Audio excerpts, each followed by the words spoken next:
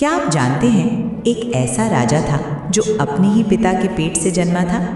विज्ञान कहता है यह असंभव है, लेकिन विष्णु पुराण, भागवत पुराण, हरिवंश और महाभारत एक ऐसे महान राजा की कथा कहते हैं जिसने किसी स्त्री की सहायता के बिना अपने ही शरीर से एक पुत्र को जन्म दिया। और क्या आप जानते हैं, आज के छोटे बच्चे जो अंगूठा चूसते हैं, उसका सीधा संबंध इसी बच्चे की कहानी से जुड़ा है।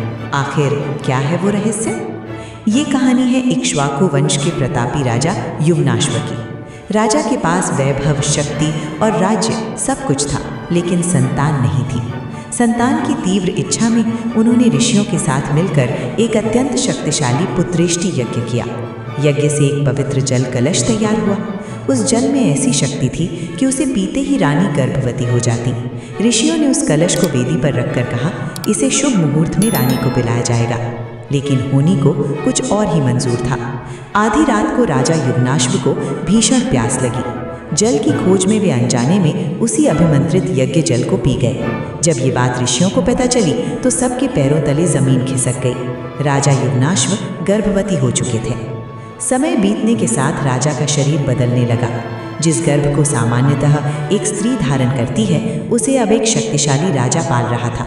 जब प्रसव का समय आया तो एक नई समस्या खड़ी हो गई। बालक का जन्म कैसे होगा?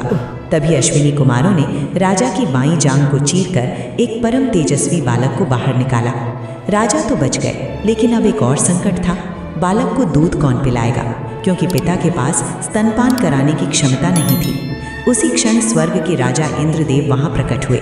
भूख से रोते हुए बालक के मुख में उन्होंने अपनी उंगली दी और कहा, माँ धाता, अर्थात मैं इसे दूध पिलाऊंगा। इसी से उस बालक का नाम पड़ा मानधाता। बालक ने इंद्रदेव का अंगूठा चूसा और दिव्य शक्ति प्राप्त की। माना जाता है कि आज भी जब कोई शिशु माँ के पास नहीं होता तो वो स्वभाववश अपना अंगूठा चूसने लगता है। कहते हैं उसके भीतर अब भी वही प्राचीन संस्कार छिपा है। मानो अंगूठा चूसने से उसे इंद्र का वही दिव्य अमृत मिल जाएगा। सोचिए, हजारों वर्ष पहले हमारे प्राचीन ग्रंथों में मेल प्रेगनेंसी और सर्जरी का इतना स्पष्ट उल्लेख मिलता है।